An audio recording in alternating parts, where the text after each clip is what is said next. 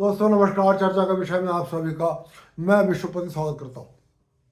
दोस्तों आज चर्चा करूंगा दुनिया के उस राष्ट्राध्यक्ष पर जिसकी चर्चा इस वक्त दुनिया के हर कोने में है, और वो राष्ट्राध्यक्ष हैं अमेरिका के राष्ट्रपति डोनाल्ड ट्रंप। कुछ डोनाल्ड ट्रंप की ओर उम्मीदों से भरी निगाह से देख रहे हैं। कुछ लोगों को लगता है कि डोनाल्ड ट्रंप एक अंतर्राष्ट्रीय माफिया की तरह व्यवहार कर रहे हैं। कुछ लोगों को लगता है कि डोनाल्ड ट्रंप के कारण कल तक जो अमेरिका हमारा मित्र था, आज वो हमसे अलग होने के कगार पर है। हालांकि प्रश्न ये भी है कि क्या अमेरिका के राष्ट्रपति डोनाल्ड ट्रंप अपनी महत्वाकांक्षाओं के चलते हुए रूस के राष्ट्रपति पुतिन के जाल में फंस गए हैं, और इसीलिए अमेरिका उनके आने से पहले जिस मूलभूत समस्या से जूझ रहा था, उन्होंने अमेरिका का ध्यान उस ओर से हटा दिया है। हालांकि आगे बढ़ने से पहले बता दूं कि आज 23 जनवरी को, ये वीडियो आपको 24 तारीख को मिलेगा, लेकिन उन्होंने फिर दोहराया है, ईरान के प्रदर्शनकारियों से कहा है मदद आ रही है। हालांकि यह भी कहा कि उन्हें पूरी उम्मीद है कि उनको अपने सैन्य बेड़े के इस्तेमाल करने की आवश्यकता नहीं पड़ेगी, लेकिन तैनात इसलिए कर रहा हूं ताकि जरूरत पड़े तो उसका इस्तेमाल किया जा सके। दोस्तों जब डोनाल्ड ट्रंप ने अमेरिका का दूसरे बार राष्ट्रपति पद का चुनाव लड़ा, तो उनका चुनाव अभियान भी बेहद चुनौतीपूर्ण था, और अपने चुनाव अभियान के दौरान ही उनके कुछ नीतियों से नाराज होने के कारण उनके ऊपर 2 बार हमले हुए। पहला हमला 13 जुलाई 2024 को हुआ, और दूसरा हमला 15 सितंबर 2024 को हुआ। उस वक्त ही डोनाल्ड ट्रंप चर्चा में आ गए थे कि आखिर ऐसी कौन सी ताकत है, वो कौन सी वैचारिक शक्तियां हैं जो ये चाहती हैं कि किसी भी कीमत पर डोनाल्ड ट्रंप अमेरिका के राष्ट्रपति ना बने। जब अमेरिका के राष्ट्रपति का चुनाव चल रहा था, भारत में भी बहुत सारे लोगों को ये उम्मीद थी कि जब डोनाल्ड ट्रंप अमेरिका के राष्ट्रपति बन जाएंगे तो ये भारत के लिए हितकर होगा, और उनके चूंकि भारत के प्रधानमंत्री नरेंद्र मोदी से बहुत अच्छे संबंध है, तो शायद भारत और अमेरिका के रिश्तों में सुधार आएगा। मैं भी उन लोगों में था जिन्होंने अपना वीडियो बनाया था और जिसमें ये कहा था कि डोनाल्ड ट्रंप का जीतना भारत के हित में होगा। लेकिन राजनीति में कुछ पता नहीं होता कि कौन किस वक्त किस ओर की करवट ले जाए, और कुछ ऐसा ही हुआ अमेरिका के राष्ट्रपति डोनाल्ड ट्रंप के मामले में। डोनाल्ड ट्रंप ने 47वें अमेरिकी राष्ट्रपति के रूप में 79 ईयर्स की उम्र में जब 20 जनवरी 2025 को शपथ ली, तब यह पूरा विश्वास था अमेरिका वालों को भी, यूरोप वालों को भी, कि शायद बहुत जल्द ही अब रूस यूक्रेन युद्ध रुक जाएगा, क्योंकि उस दिन तक यूक्रेन युद्ध अमेरिका और यूरोप की प्रायोरिटी में था। रूस पर दबाव डाला जा रहा था। यूक्रेन को अमेरिका, ब्रिटेन और पूरा यूरोप हथियारों की सप्लाई कर रहा था ताकि यूक्रेन इस युद्ध में रूस का मुकाबला कर सके। खुद राष्ट्रपति डोनाल्ड ट्रंप ने अपने चुनाव प्रचार में कहा था कि उनके रूस के राष्ट्रपति पुतिन से बहुत अच्छे व्यक्तिगत रिश्ते हैं, और वो शपथ लेने के बाद 1 सप्ताह के अंदर यूक्रेन रूस युद्ध को रुकवा देंगे। उन्होंने यह वायदा भी किया था कि ये उनकी फर्स्ट प्रायोरिटी होगी। सबसे पहले वो रूस यूक्रेन युद्ध को रुकवाएंगे।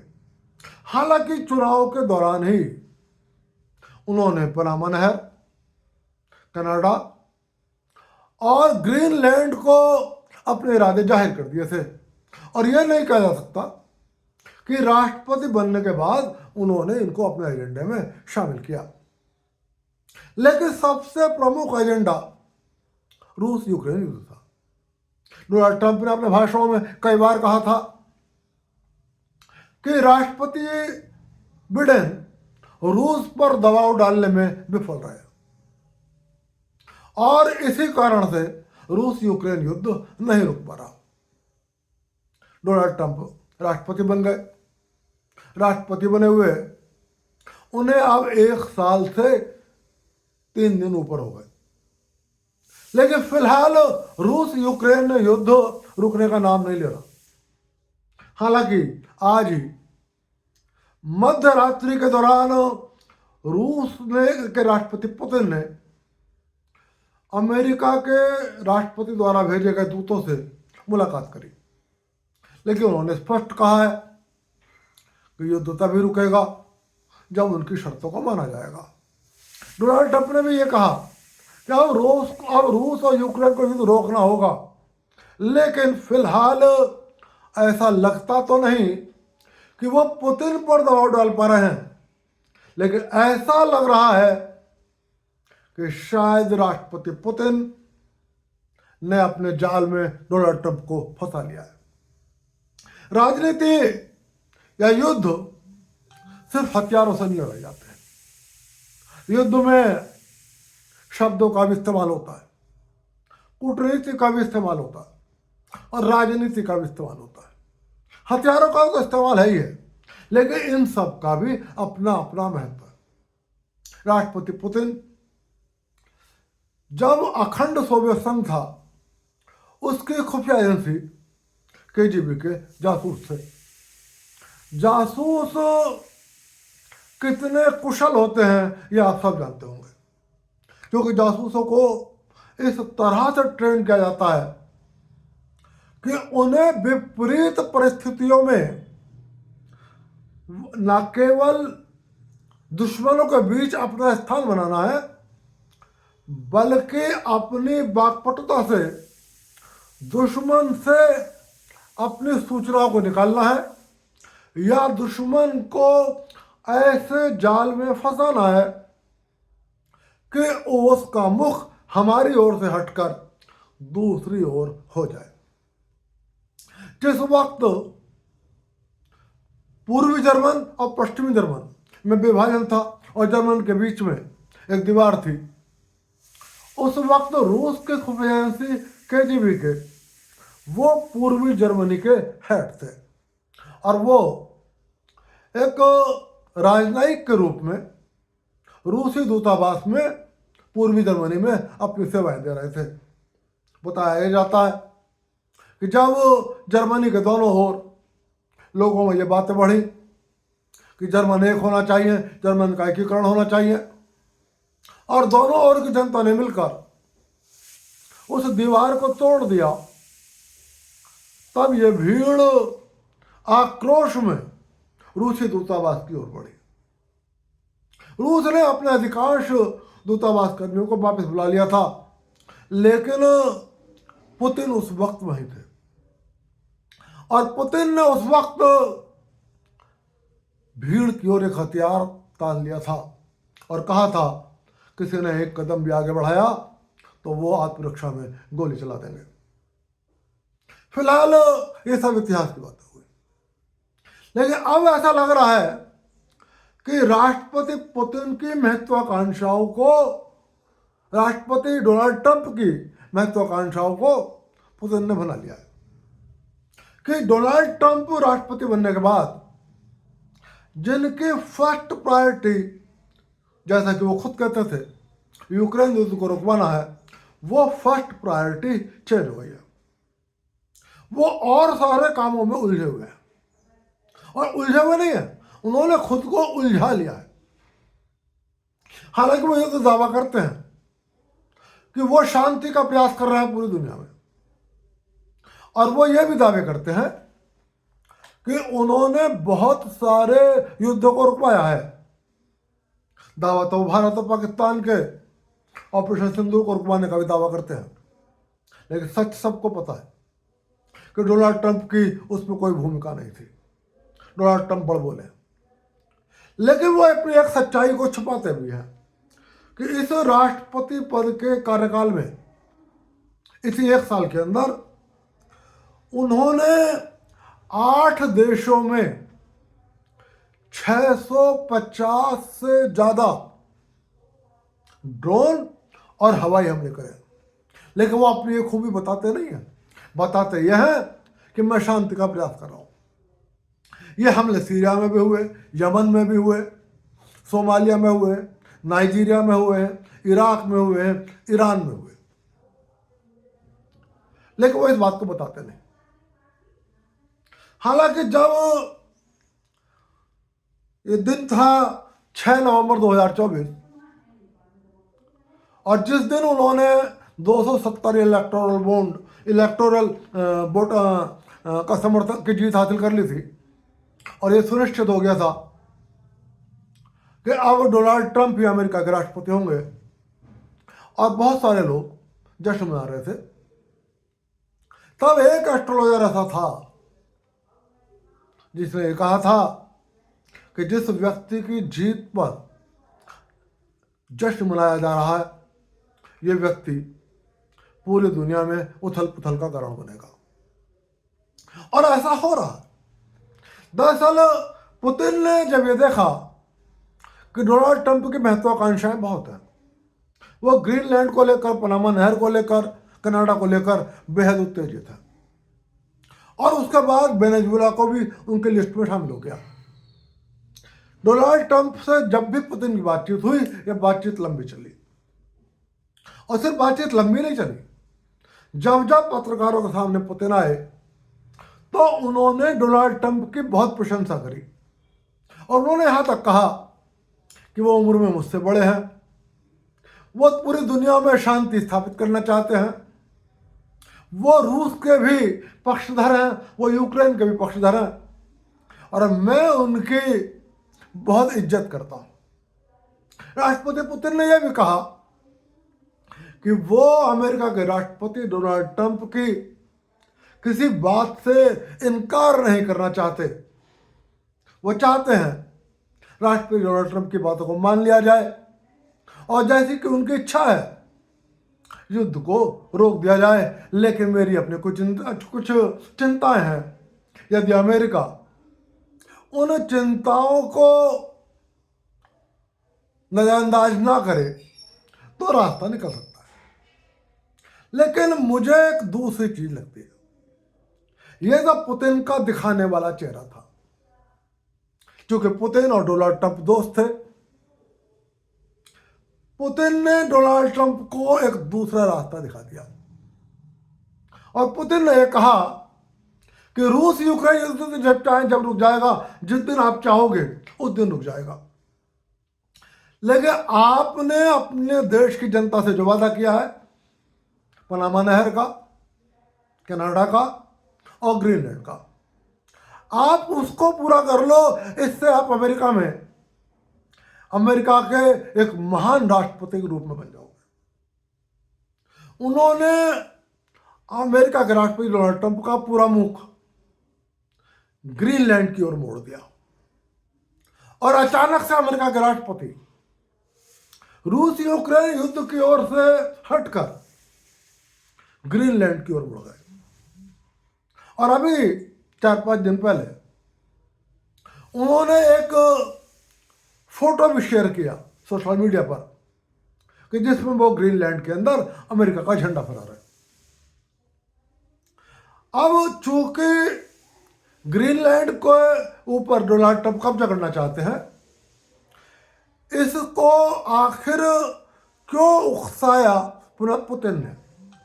पुतिन इस बात को जानते थे कि जब डोनाल्ड ट्रंप ग्रीनलैंड पर कब्जा करने की ओर बढ़ेंगे तो डोनाल्ड ट्रंप के मित्र, अमेरिका के जो मित्र हैं, वो अमेरिका से नाराज हो जाएंगे और वो यूक्रेन की चिंता को छोड़कर एक और ग्रीनलैंड की रक्षा की बात करेंगे और दूसरी ओर ग्रीनलैंड पर कब्जा करने के इरादों को लेकर अमेरिका से भिड़ जाएंगे। तो पुतिन ने यह बात आंक ली थी कि यदि मैं ग्रीनलैंड को लेकर राष्ट्रपति पुतिन को उकसाऊंगा तो यूरोप और अमेरिका, जो डोनाल्ड ट्रंप के राष्ट्रपति बनने से पहले एकजुट होकर यूक्रेन को हथियार दे रहा था, यूक्रेन को इंटेलिजेंस इंफॉर्मेशन दे रहा था, यूक्रेन को सैन्य रणनीति के रूप में मदद दे रहा था, वो अमेरिका और यूरोप आपस में लड़ जाएंगे। इस बात का आकलन रूस के राष्ट्रपति पुतिन ने कर लिया था। ट्रंप इस बात को समझ नहीं सके और ट्रंप को यह बात भा गई कि रूस यूक्रेन युद्ध जब रुकेगा रुक जाएगा, लेकिन एक और रूस जैसे अपनी सीमाओं की वृद्धि कर रहा है, ऐसे ही मैं भी अमेरिका की सीमाओं की वृद्धि कर दूं तो इससे मेरी अमेरिका में बहुत प्रतिष्ठा बढ़ जाएगी और मेरा अमेरिका में बहुत बड़ा नाम हो जाएगा। नाम होगा, इसमें भी कोई दो राय नहीं। लेकिन पुतिन का मकसद था कि डोनाल्ड ट्रंप का मुख अपनी ओर से मोड़कर यूरोप की ओर मोड़ देना, यूरोप का मुख रूस की ओर से हटाकर अमेरिका की ओर मोड़ देना। रूस के राष्ट्रपति पुतिन किसी भी कीमत पर यूक्रेन के एक बहुत बड़े हिस्से पर कब्जा करना चाहते हैं।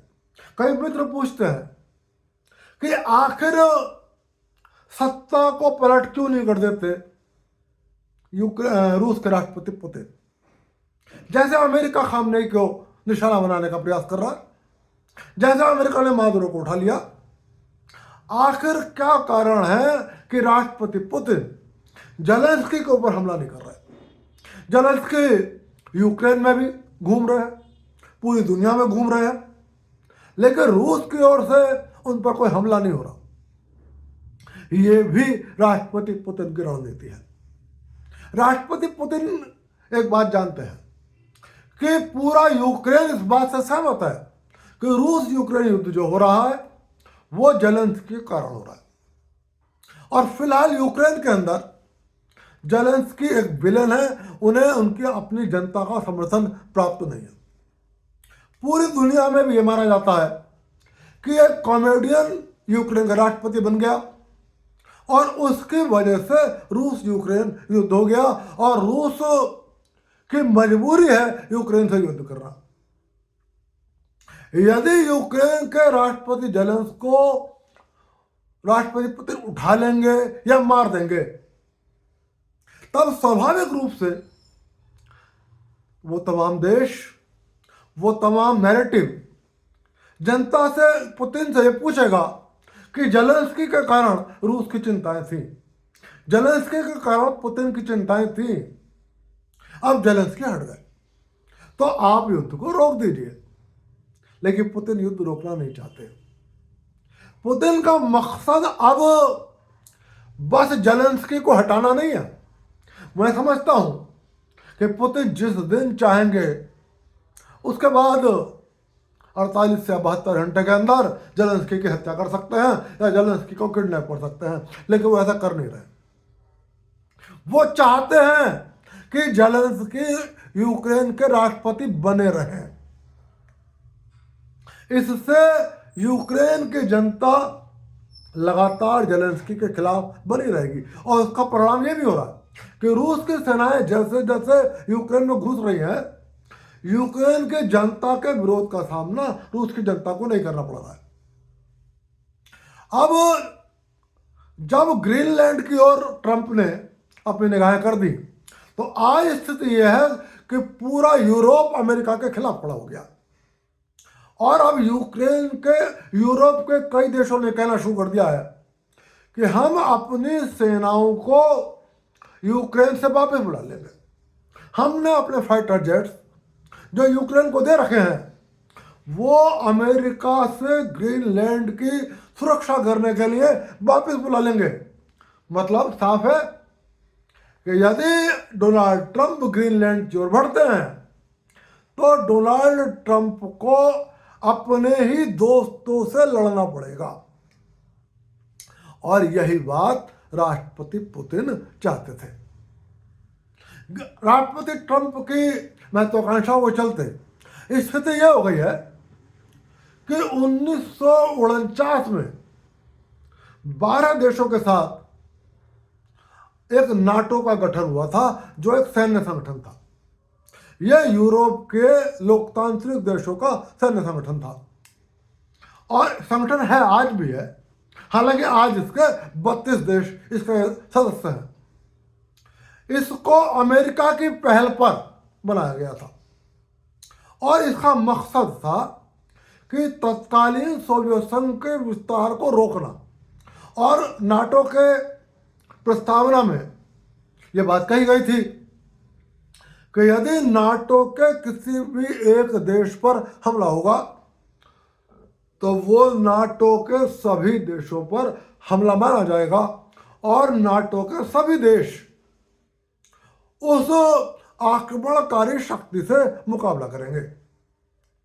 तो जिस नाटो का गठन यूरोप के देशों को मिलाकर अमेरिका की पहल पर अमेरिका द्वारा रूस के खिलाफ कराया गया था, इसी ग्रीनलैंड पर ट्रंप की महत्वाकांक्षा को चलते आज वो नाटो टूटने के कगार पर आ गया है। ये पुतिन की सफलता है। स्थिति यह है कि जर्मन, फ्रांस, यूरोप की शक्तियां साफ कर रही हैं कि यदि ग्रीनलैंड की ओर अमेरिकी सेनाएं बढ़ती हैं, यदि डोनाल्ड ट्रंप ग्रीनलैंड की ओर बढ़ते हैं, तो हम ग्रीनलैंड की सुरक्षा के लिए अपनी सेनाओं को भेजेंगे। डेनमार्क, जो फिलहाल जिसका ग्रीनलैंड स्वायत्त क्षेत्र है, उसने अपने फाइटर जेट्स यूक्रेन से वापस बुला लिए हैं और स्पष्ट कहा है अब यूक्रेन की मदद करना हमारी फर्स्ट प्रायोरिटी नहीं है, बल्कि अमेरिका से ग्रीनलैंड की सुरक्षा करना हमारी फर्स्ट प्रायोरिटी है। तो पुतिन ने सार्वजनिक रूप से डोनाल्ड ट्रंप के प्रशंसा के पुल बांधकर और डोनाल्ड ट्रंप की प्रशंसा करके और ट्रंप को यह बात समझाकर कि मेरे यूक्रेन पर कब्जा करने से अमेरिका की शक्ति पर असर नहीं पड़ता, और यदि आप कहीं अमेरिका को कमजोर समझते हो तो आप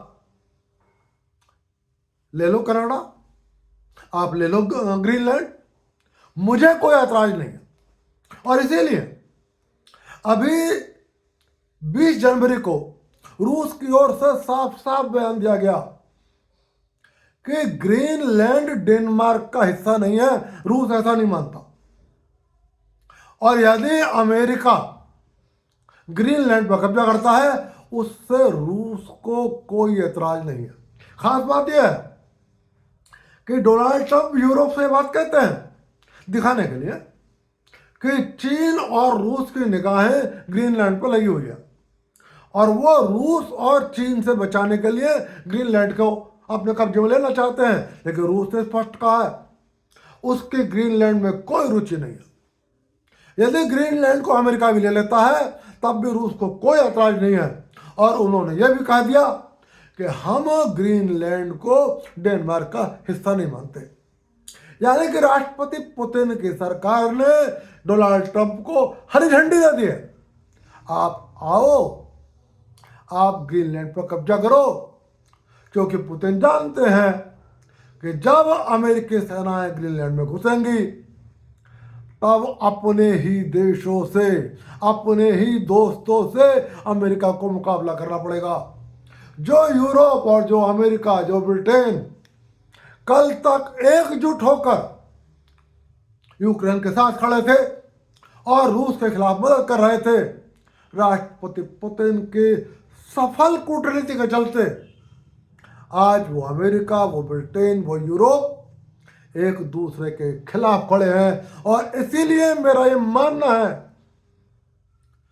कि फिलहाल ट्रंप चाहे कनाडा पर कब्जा करें, चाहे ग्रीनलैंड पर कब्जा करें, लेकिन फिलहाल डोनाल्ड ट्रंप पुतिन के जाल में फंस गए हैं। पुतिन ने अपनी शानदार कूटनीति से, अपने शानदार शब्दों के जाल से डोनाल्ड ट्रंप की प्रशंसा सुनने की महत्वाकांक्षाओं को भांपते हुए, डोनाल्ड ट्रंप की महत्वाकांक्षाओं को भांपते हुए, अमेरिका में एक महान बनने की उनकी इच्छा को भांपते हुए, उन्होंने ट्रंप को उस रास्ते पर कदम बढ़ाने की नसीहत डाली जिस रास्ते पर कदम बढ़ाने से रूस को तो दिक्कत नहीं होगी, लेकिन अमेरिका को अपने ही दोस्तों का सामना करना पड़ेगा, उन दोस्तों का सामना करना पड़ेगा जो हर क्षण अमेरिका के साथ खड़े रहते थे, जिनकी सुरक्षा का वादा अमेरिका ने किया था, और जो लगातार रूस यूक्रेन युद्ध में रूस के खिलाफ यूक्रेन की मदद कर रहे थे। स्थिति यह है कि ग्रेट ब्रिटेन जो हर वक्त अमेरिका के साथ खड़ा होता है, मुझे नहीं लगता है पिछले बहुत सारे वर्षों में, चाहे ब्रिटेन में कोई भी सरकार रही हो और चाहे अमेरिका में कोई भी राष्ट्रपति रहा हो, अमेरिका के किसी भी कार्रवाई का ब्रिटेन ने विरोध किया हो। लेकिन फिलहाल ब्रिटेन की वर्तमान सरकार ग्रीनलैंड पर अमेरिकी कब्जा करने के खिलाफ है, और उसने कहा है कि यदि ग्रीनलैंड पर अमेरिका कब्जा करता है और यूरोप ग्रीनलैंड की रक्षा के लिए आगे आता है, तो ब्रिटेन भी सैन्य मदद करेगा यूरोप की। यानी कि ब्रिटेन जो लंबे समय से अमेरिका का सहयोगी है और जो यूक्रेन को बहुत बड़ी मदद कर रहा था, अब वो ब्रिटेन भी अमेरिका के खिलाफ जाता हुआ अमेरिका से लड़ता हुआ नजर आएगा। मतलब वो बहुत साफ है कि राष्ट्रपति ट्रंप की शपथ लेने से पहले अमेरिका जिन दोस्तों के खिलाफ, जिन दोस्तों के साथ, जिन सहयोगियों के साथ रूस यूक्रेन युद्ध को समाप्त करवाने का प्रयास कर रहा था, यूक्रेन की रक्षा करने का प्रयास कर रहा था, आज राष्ट्रपति पुतिन की शानदार कूटनीति के चलते वो अमेरिका अपने ही दोस्तों के खिलाफ खड़ा है, उसके दोस्त उसके खिलाफ खड़े हैं, और रूस यूक्रेन युद्ध अब उसकी प्राथमिकता पर नहीं है। इसलिए दोस्तों, कम से कम मेरा ये मानना है कि ट्रंप चाहते, यदि ट्रंप एक सफल राजनेता होते तो वो कनाडा और ग्रीनलैंड को लेकर रूस यूक्रेन युद्ध के बाद भी अपने कदम बढ़ा सकते थे, लेकिन वो एक सफल नेता नहीं निकले। पता नहीं उनकी कमजोरी है या क्या है, वो रूस के जाल में फंसे, और ऐसे फंसे कि आज उन्होंने अमेरिका के दोस्तों को अमेरिका के खिलाफ ही खड़ा कर दिया है। फिलहाल दोस्तों, चर्चा का विषय में चर्चा आज यहीं तक, फिर मिलूंगा, फिर किसी विषय पर चर्चा करूंगा, और आपसे निवेदन कर रहा हूं कि यदि आपको मेरा ये वीडियो पसंद आए, वीडियो लाइक कर देना, चैनल को सब्सक्राइब कर देना। देखते हैं कि डोनाल्ड ट्रंप अभी और कितने देशों पर हमला करते हैं और कितने अपने अमेरिका के दोस्तों को अमेरिका का दुश्मन बना देते हैं। फिलहाल ब्रिटेन की संसद में विपक्ष के नेता ने डोनाल्ड ट्रंप को अंतर्राष्ट्रीय गैंगस्टर की उपाधि दी है, उन्होंने इन्हें अंतर्राष्ट्रीय माफिया बताया है। आप सभी को मेरा नमस्कार, फिर मिलूंगा, फिर किसी विषय पर चर्चा करूंगा।